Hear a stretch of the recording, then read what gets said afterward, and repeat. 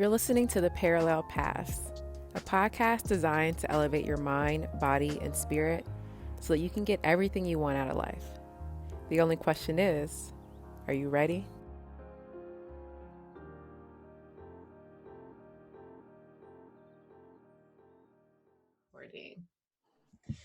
Welcome back to the Parallel Paths podcast. I'm your co-host, Makita Moore. I'm your other co-host, Blair McClendon. And we are back for week 5 with another very, very special guest, my girl, Yashu Rao. I'm going to go ahead and let her go ahead and introduce herself and all the many hats that she wears. Hey everyone, my name is Yashu Rao, plus model and confidence coach, and I am here breaking down stereotypes and beauty standards by empowering people to lead life with self-love, confidence, and genuine happiness. I'm the founder of #HappyYashu, lifestyle coaching and confidence coaching services, as well as Air Studios entertainment conglomerate. Yes, and she forgot to mention she's also a full-time PhD student. Underneath all of that as well, full-time PhD student. So Yashu, go ahead and tell us about what you're doing. I mean, I know you're wearing so many hats, which you wear them very well, and you can juggle all of them very well. But tell us a little bit more about what Happy Yashu is, the background behind that, and who you are as a plus Indian model. Absolutely.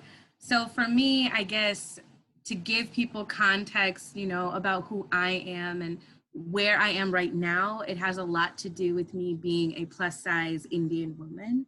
Born and raised Washington, D.C., from a South Indian Orthodox family. I grew up very, very sheltered in my culture. And the only reason I use sheltered is because a lot of the Indian culture is about protecting, our kids. We put them through these very rigorous education systems because we want to protect them from possibly not having enough money sometime in their life or things like that. So for me, being a plus size woman in the Indian community, it's almost seen as a disability. So as a means of protecting, I was always told, you can't do this, you can't do that, you can't wear clothes like that. You're not going to find love, so prepare yourself to be taking care of your parents for your life, things like that. You can't be picky about what you choose. I would often hear beggars can't be choosers, things like that. This is what I grew up with my whole life. So for me, it came to a point after many abusive relationships, just going through this constant batter, and just like family members and just people in the Indian culture, they always got something to say. So just by hearing all of this, it really affected my mental health. I went through my mental health crisis when I was in high school. And it just had always been a turbulent lifestyle that I was having. And then for my PhD, I finally moved to Florida. So it wasn't until the age of 25 that I was finally able to remove myself from this toxic environment. And I know when I say toxic, people like, you saying your parents and everything are I mean, I love my parents and I love everything they've given me and I'm thankful for it. I love my Indian culture, my background. It's so integrated, so integral for me on a day-to-day basis. But at the same time, I'm not scared to call out the things which are wrong, in my opinion, or hurtful in my culture, such as fat shaming and body shaming, right? A lot of the Indian culture goes by Eurocentric beauty standards, which I don't particularly believe in. I think every body is beautiful, right? So for me, it's so important to make that clear to people, because I know people will be like, you talking shade, but I'm not. Absolutely respect my culture and everything so much that I'm trying to represent it in a new light. So for me, when I moved here to Gainesville, Florida, it was the first time I started experimenting. I had always been into fashion, but it was always up in here. Like I could never do it to myself. I could never wear a short dress. And I always tell people it wasn't until the age of 25 that I wore my first ever sleeveless short dress. By short, I mean like knee length. I had never shown that much skin in my life. And I remember it was during a photo shoot. It was my first ever brand photo shoot. And it was really like just a really completely different experience. And it was an experience that kind of changed my perspective altogether. But again, coming into like how I became a model, I would say I knew I was very photogenic on my face. So a lot of times I would post pictures on Instagram and brands would reach out to me. This is the beginning of when Instagram modeling was starting off, right? It's now an official business, Instagram modeling. But before, there was a real fight in the fashion industry between Instagram modeling being recognized as real modeling versus not. So for me, when I started to see this recognition from brands reaching out to me to do like jewelry and accessories and stuff, I had met someone, a ambassador from Slick. I'm also a part of Slick. I am the communications and Gainesville City lead for Slick. I proudly wear those titles. And an ambassador said, hey, like you take really good pictures. Have you ever considered going to like a real photo shoot? And I was like, me? Oh no, what you talking about? No. But you know, they pushed, they urged, and I said, okay, fine. So I went out there. It's the first time I met Makita. And I had these pictures taken and I was so nervous. I didn't know what I was doing. Then I finally got the pictures and I'm like, oh, that's me. Oh my goodness, I look good. And that completely changed my perspective. And I started to realize like, it's all always up in here. The mental blockages are always up in here. And those are the same pictures I applied for my brand photo shoot. I got selected. That was the brand photo shoot that had, you know, they said, hey, we got this short sleeveless dress you got to wear. I ran into a closet. I was like almost in tears because I'm like, what am I going to do? I called my friend and I'm like, I don't know what to do. It's a short sleeveless dress. I've never worn anything like this. What would my parents say? What would my culture do? And she said, you know, Yashu, you don't have to do it if you don't want to. But I also knew in the back of my head, like, I'm doing something for a cause. Like, I have a reason, I have a mission. And I know this journey is not going to be easy. I'm breaking through barriers that have been set for centuries in my culture. So for me to step out of that as a plus size woman, you know, is big. We see petite women all the time in the Indian culture wearing short sleeveless dresses, but you rarely see plus size women. So for me, I was like, okay, you know what? I'm going to do this. I'm going to do this. And I always tell people that that's when one of the brand people came inside the room and she said, Yashu, firstly, we're not going to put you something that doesn't look good because then that wouldn't represent our brand appropriately. And moreover, you have to remember, like, sometimes no boundary is the boundary. And the minute she said that, like, I just had like goosebumps. I was like, okay, I got this.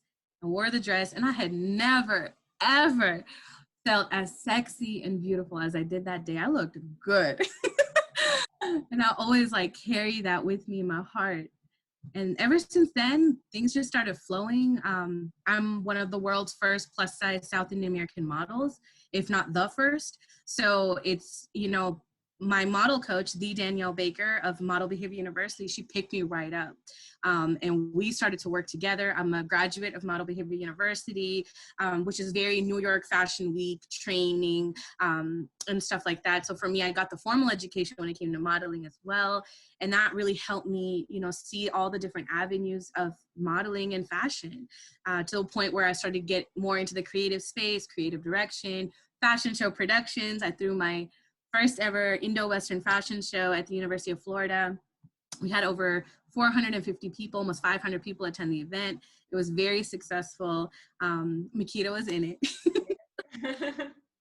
Slick was a really big part of that journey. Slick had always been kind of like that back support, pushing me and guiding me in the right direction. I remember our Slick liaison, Diamond Duval, she used to, I would call her sometimes, you know, if my parents would say something and I would get hurt. And, you know, she would say, Yashu, you're the person who, you're leading the way and you're getting hit by rocks, like people throwing rocks at you. But just remember, because when you look back, all the rocks that have hit you have fallen down to pave the path that now for other plus size Indian women to walk on. So never forget that. It's painful, but you got to take it for the rest of us. Mm. And when she said that, you know, that really just kind of motivated me, like, okay, I can't give up. I can't give up. And I still have that internal dialogue sometimes in my head, like, what am I doing this? Like, am I doing this for the right reasons? You know, doing this, I might never even get married to an Indian guy, you know? all of these things come up, like, what would my parents say if they ever found out? I remember when I first came out to my parents saying that, hey, listen, I'm a model. My parents were like, what? And I was like, no, like, for real, I am. And I sent them my first publication. And, you know, my mom was just like, she didn't talk to me for a couple of days. And then after that, I guess it was just one of those areas that we just decided not to talk about. We had to draw those boundaries there. So it's always a turmoil, but I remember, again, like, I come back to my core, I come back to Slake, I come back to my close friends, and I remember I'm doing the right thing. And this has empowered me to do other things, which, you know, happy Yashu. My confidence started growing. I learned to be more confident. It's a skill, so I started practicing it more. And then people used to come, they would be attracted to this positive, confident person. So people would come to me and start telling me their stories, tell me their problems. I would get so many messages from young plus size college kids in India saying, I'm being abused by my professors. I'm getting harassed by people. What do I do, Yashu? And I would tell them, like, be confident in who you are. Be confident in who you are, and you lay down the rules. You are beautiful. You don't let people walk right over you. And so I started realizing that what I was providing was actually beneficial. And then I was like, you know what, maybe I should start a coaching company and help people. So my coaching company is really unique because I've redefined traditional methods, as we say at Slake, right? I've taken traditional lifestyle and confidence coaching and I've made it into a blend, a very unique, customized blend of coaching, mentoring, and therapy all in one. And so for me, when I cater to my clients, it's different. I even help some of my clients come up with recipes to cook. Like, I take it all the way through. It's very thorough. And people start to see the impact of, you know, having a more structured life, or maybe they're too structured and they need to learn how to kind of unwind. And all of that experience comes from, of course, formal education, right? My certification and all of that. But it also comes from me, my life, like what I learned. Mm-hmm. I'm pursuing my PhD, right? My hope is to become a professor in engineering. And the reason is because I always notice all the professors are so smart, they look right past the kids who are actually struggling. I was the kid who, surprisingly for a brown Indian kid, failed so many courses and failed so many times that I know where that one student is probably making the mistake, because I failed in the same place and no one told me how to overcome it because that professor probably never faced it. So I come with an advantage of being the failure, right, at one point is now my advantage. And I'm so proud to say that my department speaks very highly of me as being one of the best teaching assistants in the department. I'm proud of that. I carry that because I know where that came from. It came from so much turmoil and disappointment that I had from my parents. But today I say it proudly, like, yeah, I know I put you guys through a lot. I know I failed a lot of courses and I know you guys were really upset, but it's paying off today. Mm-hmm. So everything kind of, you know, makes full circle. And I continue to tell myself that, like, anytime I go through something, I've been through other really traumatic events as well, which have, again, paved the path for me to kind of pick up. When I tell my clients I've been through everything almost, I feel it's coming from a genuine, true space. Mm-hmm. From sexual abuse to going through, you know, failures, to not knowing what career choices to make, to failed relationships, to, you know, anything. And for me, I think even, for example, sexual exploration, right? Like that whole concept, and I know me and Makita always talk about this, in the Indian culture, we don't have sex education. So I was like, you know what? I need to start doing like sex workshops where I'm not just talking about like, okay, this is male and female reproductive systems on a biological level, and I'm telling people, hey, this is how you should communicate, right? Especially with the Indian culture where we're not telling these things. That's why India has such a high rate of rape and of sexual abuse, because people just don't know the boundaries. They don't know how to make communication. They don't know what consent is. In fact, our movies show like the guy like grabbing the girl and stripping her dress off, and the girl is there just like, oh my God. But that's not okay. And people are not communicating this. What examples are we setting? So I recently did my sex workshop and it was so successful, had a lot of positive feedback. And now I have people who are like, can I come in as a guest speaker? I recently just, confirmed someone to come talk about BDSM and kink, because that's a area that people don't talk about, but that's a very real lifestyle. I have a lady who wants to talk about hygiene, so people started to like, can I get involved in your sex workshops? Like, I have some knowledge I want to offer here. And I'm so excited when I hear that. It's showing me that there's value coming out of what I'm providing. So for me, again, it's like that full circle, and I feel so happy. I'm like, yes, I did it. and Yashu, for you, this whole beautiful vision that you've created of your life, that wasn't there, a few years ago. So knowing the risks that you were taking in stepping out against your culture, potentially facing rejection, not only from your family, but from your entire culture, from your education, what made you actually do that first photo shoot? Was like, what made you even show up when, that friend was like, hey, there's this photo shoot event, I think you should go, knowing that you had to come with all that stuff that you had been through? I think for me, I've always been quote unquote rebellious. Okay, rebellious for the Indian standards. Okay, so for me, I think I knew I'm just taking a picture. That's all I'm doing. I've had a professional headshot taken at the university from the Career Center. This is just gonna be like that. Like I would kind of like talk myself into it. I would comfort myself and kind of like push away those insecurities, popping in the back of my head. And if you remember, right, you were at the event. I dressed very conservatively. I wore that like long pink thing. No skin was really exposed other than my arms. And then the other dress was like a black dress that was from here all the way to the floor. I was dressed very conservatively and very like Indian. I had my bindi on and everything, right? So to like flash, push it now, I've done a nude photo shoot for a body movement campaign, and things like that. But it's always like every single time, like even with the nude campaign, I was like so nervous. And I was like, is this the right move? Like, what will my culture think? Like every time I do something, I always have that inner dialogue. And then I come up with valid reasons. It's kind of like I play pros and cons in my head. And I'm just like, yes, but this can be a great opportunity to show people, blah, blah, blah. Like I start to outweigh the risks that I'm having. And I know for me, like I tell myself, well, there's a saying in Indian culture, like once you're like neck deep into the swamp, you might as well go all the way in, right? So it's kind of the same thing. I was like, well, I've already basically done everything. I mean, I might as well, just one more photo shoot in. So it's always that process where I kind of just, tell myself like, you're not doing anything wrong. And there have been moments I've had to get that validated. I've called you, I've called Aaron, I've called, other people. I've been like, am I doing the right thing?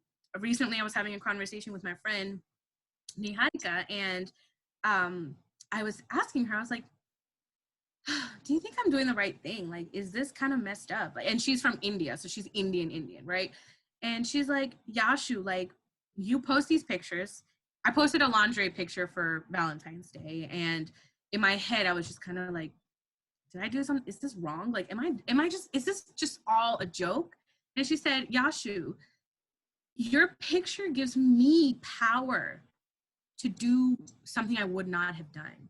I'm not going to wear lingerie right now, but just being in your presence and seeing you being so bold and beautiful has inspired me to maybe wear leggings and like show off my legs or wear like a short dress. Like I feel like I've experimented more with my fashion after being in your presence and seeing how happy and beautiful you look. So I think you are doing the right thing. You've made me want to consider like, oh, like, I guess I can date. I guess dating is okay. Like you've made me want to think about these questions that if not would have just been shut down in my head. My culture would have just, the cultural impact and influence in my head would have just like knocked it right out. You've made me want to think about these things, and I should. And I think that is valuable. And moments like those are what really validate for me, okay, it's okay. let me do this. Let me take one for the team. Hey, Parallel Podcast listeners. If you're looking to learn more about building a strong mindset and deepening your meditation practice, join Makita every Tuesday and Thursday at 11 a.m. Pacific Standard Time live on Instagram for Makita's meditation and mindset tips.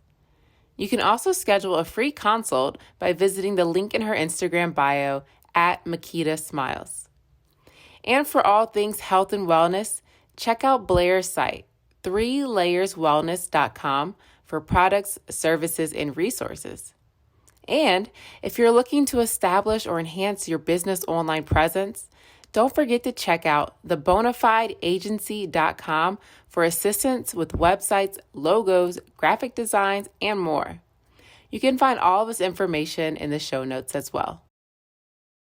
Yeah, Yashu, you talked a lot about like some of the low moments when you were growing up and some of like the darker mental, I guess, episodes that you might have had. What are some things that you did to kind of pull yourself out of that hole and to become the positive version? Like, were there any certain practices that you did or anything like that?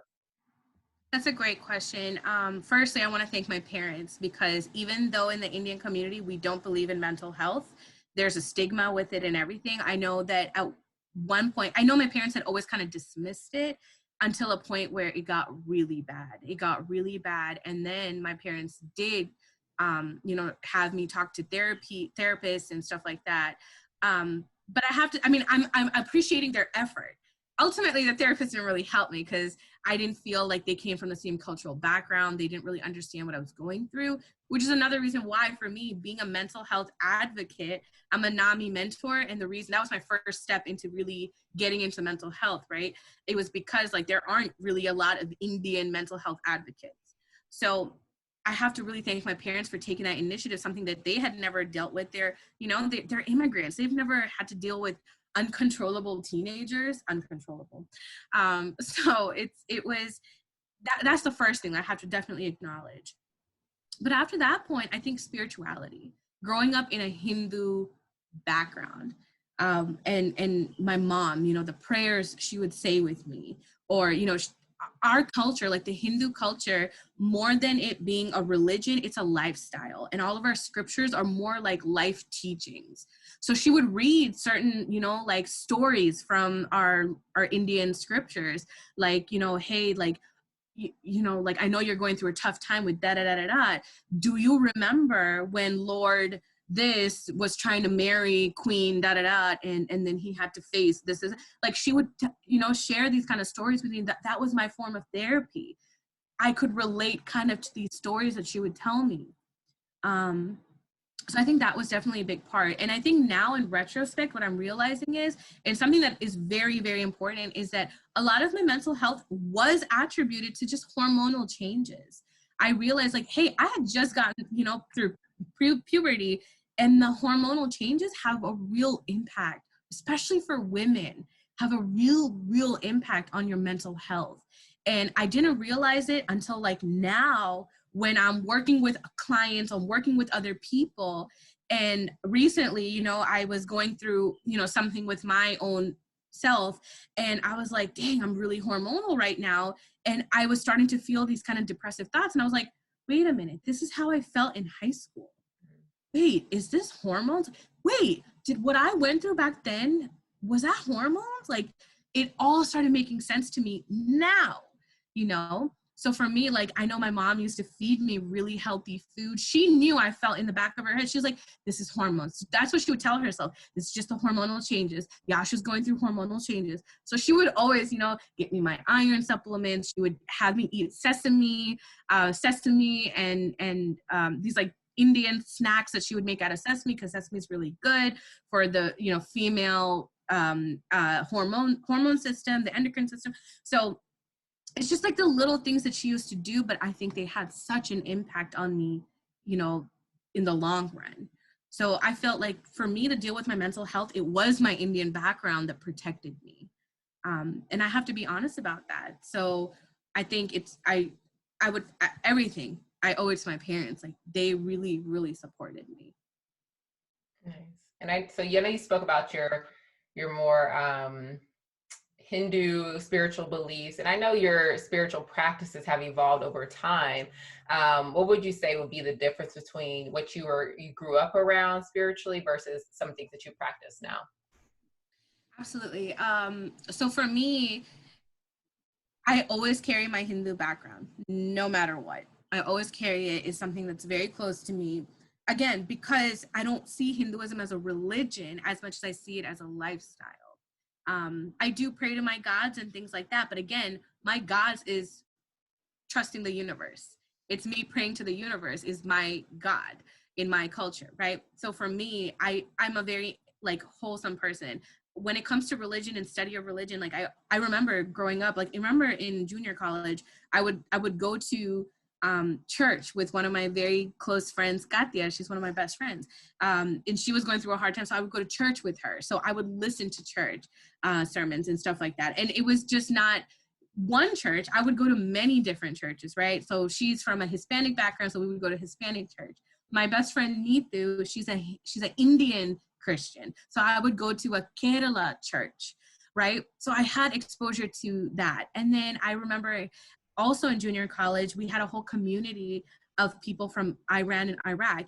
I know Washington, D.C. has a really good refugee program for like Somalians, Ethiopians, Iraqi and Iranian people. So they would usually have these like discourses on Islam and different practice. So I would be, they were my friends at the time. So I would just go, I would just hang out, but I would be listening and understanding. And for me, one thing I was able to just get out of it all is that when we trust in something higher, life just becomes easier because we're able to take that away from us and just put it in some other place. And so for me, spirituality, me just having trust in the universe, like, listen, like, I know I'm going through this hiccup right now, but I know the universe is going to guide me in the right direction. I know I'm covered. I know I'm good.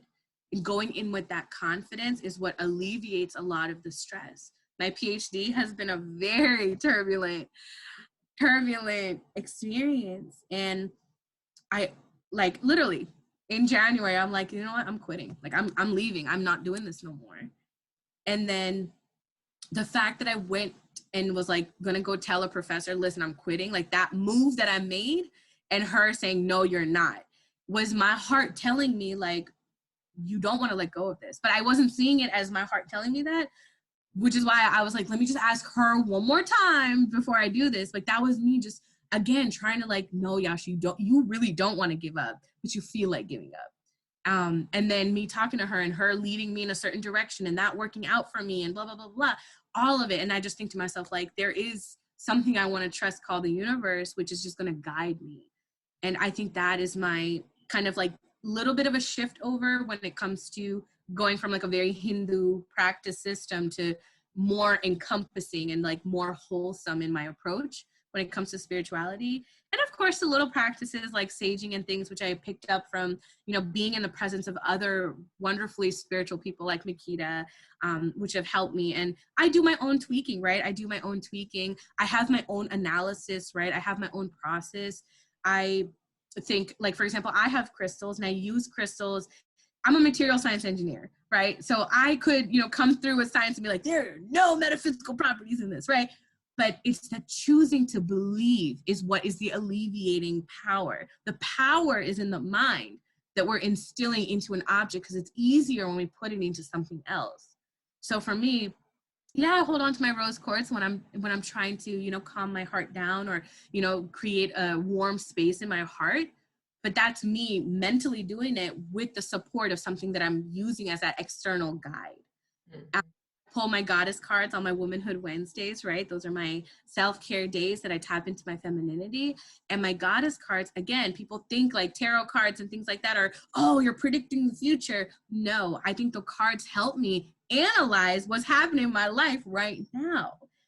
They're reflection cards. They're asking you questions. It's kind of like, you know, if you're playing a card game and then the card comes up saying like, what are the next 3 things you want to do with your life? It's kind of the same thing where you're reflecting on it. I feel my goddess cards are also like, okay, past, present, future. How do you choose to reflect on based off of this kind of idea?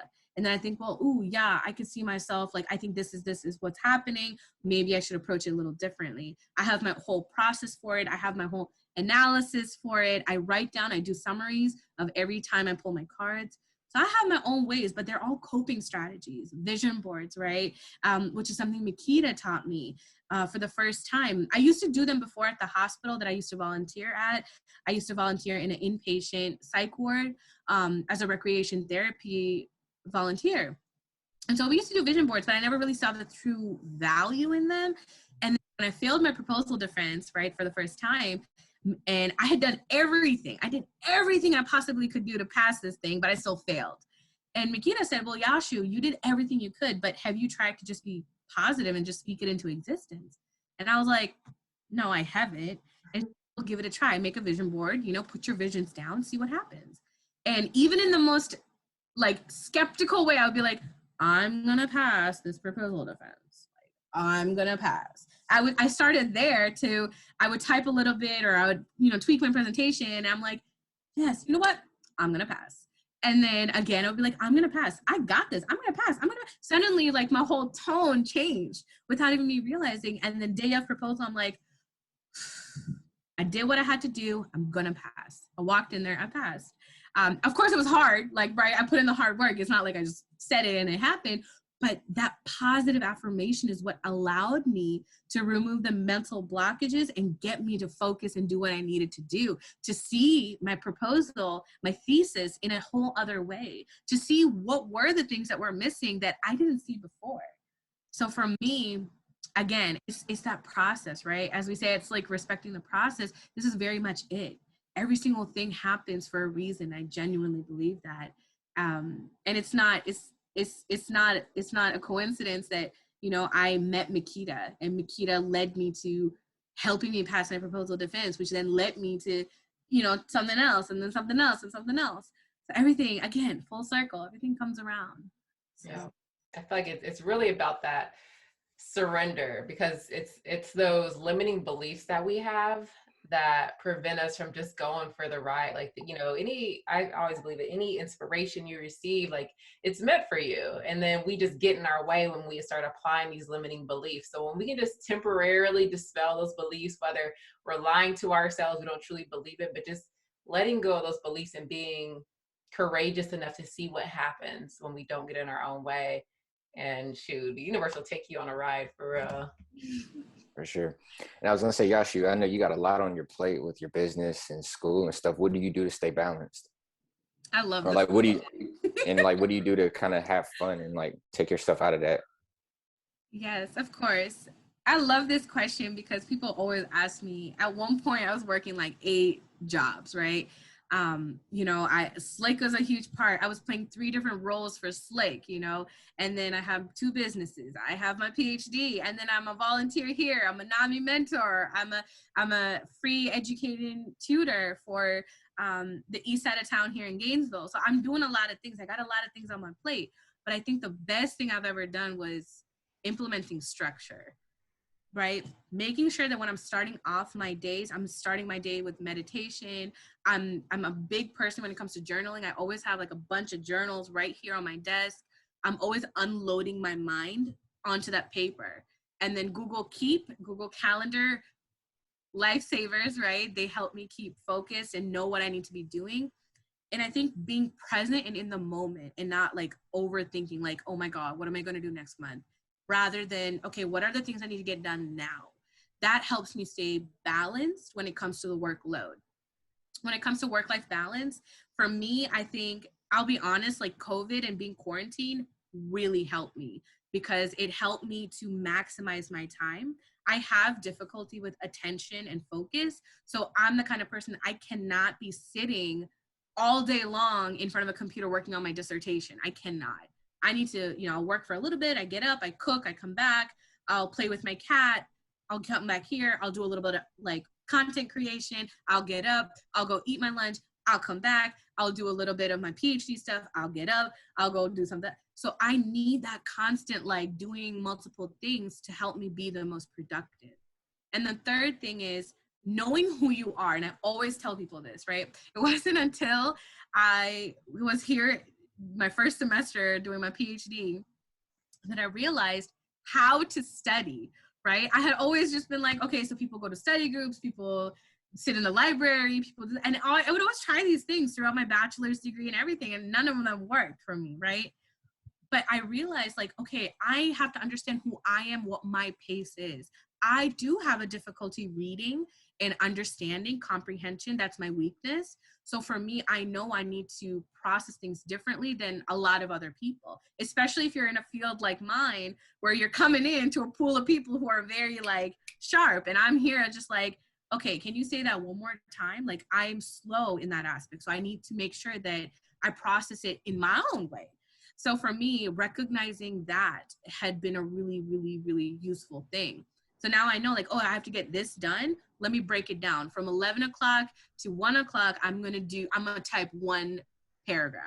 Then I'm going to take my break. Then I'm going to come back. So being able to kind of do that. Apart from all of that, my Slick fam is, of course, a really big part of my support system. They are my break. I'm a person, I love people, and I love, doing things outside. I love conversations. Conversations is my thing. I love conversing. So I like going to events. I love music, especially rap, trap, and R&B. So if there's any events going on here, I'll definitely go out there to make an appearance, listen, network, which is my favorite thing to do, and just have a good time. I'm a foodie, so I'm vegetarian by culture, so I've never had meat before. I don't intend to ever, because there's so much you can explore with just a vegetarian diet. And so for me, I still love like exploring cuisine. I like to experiment with like alcoholic drinks and stuff like that, play around with it, because I'm a flavor person. I love fruit. I love experimenting with things like that. So that's kind of like things that I do for myself. And just vibing, just kicking it. Like, I feel like my room has had a transformation. It's now it's a complete vibe. I got, my motivational wall. I feel the energy in here is great. So for me, I've really learned to love being by myself. And when people say that, like, I know in movies, people be like, you have to learn how to love yourself and love being by yourself. And I would always just be like, I don't know what she's talking about. I need a boyfriend, right? Over the years, I've really loved this journey of self-discovery and self-expression, and I love doing things by myself and experimenting with things that I could do, and I feel like that in itself is so therapeutic. So that's how I really find balance in my life. I think it's real power in being able to be alone. Me being an only child, I came in here by myself. I know I'm going out by myself, so it can be addicting. Like, once you start to fully know self and you enjoy your own company, it can be addicting. And then when you're around other people, like, you may be like, I don't really want to deal with this energy or that energy or whatever. So at least for me, after I have my social interactions, it's like I have to recharge my battery. So I need some isolation time. So definitely can relate in that aspect. Absolutely. So Yashu, you just gave us some really good self-care tips. But as a confidence coach, if you could give us maybe like 1 to 2 big confidence tips, what would those be? The number one thing that I like to tell people is it's the persona. It's who you're playing, what character you're playing, what is the dialogue you're having. So the number one thing is, it kind of ties back into like the limiting beliefs, right? There's the fixed persona, the fixed bias persona, right? Which is, you go in with this negative mindset, almost with this fixed mindset. I wouldn't even call it negative, with this fixed mindset. Like, I cannot do that, or I can only do this, right? Oh yeah, I can help you. I can help you with only this, right? So you're setting this, like, you're fixing this dialogue, versus you're going in with more of a learning, a growth bias, right? You're going in with a growth mindset. So when it comes to confidence, I think it's always about go in with that idea that no matter what, I'm gonna be okay. That's a fundamental of confidence coaching, that you go in knowing you're gonna be okay. The confidence is the I'm going to be okay part. I'm gonna fail, I'm gonna fall, I'm gonna this, I'm gonna that, is nothing to do with the confidence. It's the I'm gonna be okay. I'm gonna fall, but I'm gonna be okay. I'm going to fail this exam, but it's okay. I'm going to still be okay because I know that I should have studied more, right? So it's kind of going in with that growth mindset as opposed to this fixated mindset you're boxing yourself in, which is what becomes a turmoil later. And then number two, I always say, you know, like confidence is a skill. The more you practice it, the better you get at it. It's an exercise. It's like going to the gym, but you're going to confidence mind gym, right? And you may say like, okay, so how do I practice this? And coming back to this favorite quote that Makita dropped on me, right? From Abraham Hicks, which is discomfort is the admission to happiness. Doing things outside of your box, comfort zone, whatever, right? If I didn't think like, okay, I'm gonna be I never thought in a million years I would be a model, right? Never. Like me, a girl who was grew up being told I was ugly and that I didn't have space on earth and I shouldn't exist. Going from that space to now, you know, like being able to be a model, being on the forefront of setting beauty standards and examples. That is important. So getting outside your comfort zone, I do things outside my comfort zone all the time, right? The sex workshops. Remember, I would have a difficulty just like having interaction with people. Like even when Makita would try to hug me, I'd be like, we don't hug in my culture. We don't hug in my culture. I would like go away from her because in my culture, we don't hug. My mom has never hugged me, right? So to now, you know, me talking about physical interaction and touch and sensuality and sex and everything, right? So it's always pushing your boundaries. I tell myself, like, I did the sex workshop so that I could normalize it for myself. I'm in this growth process with each and every single one of you guys too. And I think that right there is what builds your confidence. And it's that feedback. Don't be afraid to request for the feedback. You don't need it all the time. Don't become dependent on validation, but that feedback will come by itself when people say, hey, I want to be part of your workshop. Hey, can you teach me how to do this, Yashu? Those things. That's when you know, okay, Yashu, he did a good job. Mm-hmm. And that boosts your confidence automatically. And you feel like, because I feel like that part about being curious, being a learner. So like being willing to fail, but not necessarily pursuing something in order to do it right and be perfect at it, but just being curious about that experience. Do you feel like you have to also teach your clients almost like spirituality? Kind of, you have to help them explore their spirituality. Because I feel like a big part of that is in that belief that everything's going to be okay. That's like a more of a faith-based thing. Absolutely. And I do have the conversation, but I'm also very careful to encompass people's belief systems. I don't want to ever project my belief system on my clients. So the way I word things, right? I think not everything, but I think a lot of times it's their personal mental blockages. And so the way I help them see it is I'll kind of show them, right? And a lot of this comes with structuring. So for example, like I recently had a client who was like, quarantine just ended. I'm going to have to go back to work. I don't think I'm going to be able to work out anymore. Like, I'm just not going to have time. It's going to be crazy. I'm like, really? Why do you think that? How about this? Why don't we let's write out your schedule. Okay. And so I have this calendaring system. So I help make the calendaring for them to show them the daily schedule. And I made the daily schedule on, and then I put what he has going on for him right now with quarantine scheduling, and then what he has like if he were to go back to work, right, in person. And it was basically the same thing. He still had from 6 o'clock to 8:30 open in the evening. And I said, I don't know what you're talking about. Mm. And he's like, well, I guess I see it now. And I was like, mm-hmm. And I said, so what does this tell you? And then he said, I guess it was just in my head. Mm-hmm. That was a breakthrough. That was a breakthrough moment. See, a lot of it is just in our head. It's these blockages. For me, I remember like doing something really grand, right? Like, oh, my fashion show. Like, oh my God, how am I going to do this? But when I started putting the pieces together, and then now in retrospect, I'm like, okay, all I need to do is get a venue. I already got the clothing and everything ready to go, and I just need models. Like three steps to this. That's it. I don't have to worry about nothing else. Like literally, it's that simple. So everything else, that dialogue, everything that was happening is just It's your own mental blockages. Mm-hmm. So for people who I know, like, and I can tell by my client, like some clients, when they talk, they'll let me know, like some of them will be extremely religious or something. So I make sure that I'm very cautious when I move with them. And in what I say, for example, but then some people who are like, I just don't know what the universe is looking at. Like, I just don't know. I feel like the universe is against me. So that's in moments like that, that's when I'm like, okay, well, I think I can use the word universe here to kind of get my dialogue going. So I gauge, that's why it's very customized. I go by every client. I really try to understand who they are before I start the transformative step. Awesome. Beautiful. Beautiful. So on our last closing questions, Yashu, you've shared so much with us.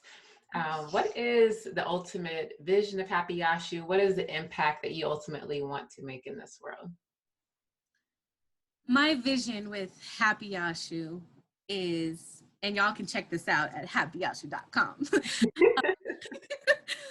My vision with Happy Yashu is just to bring more happiness to people.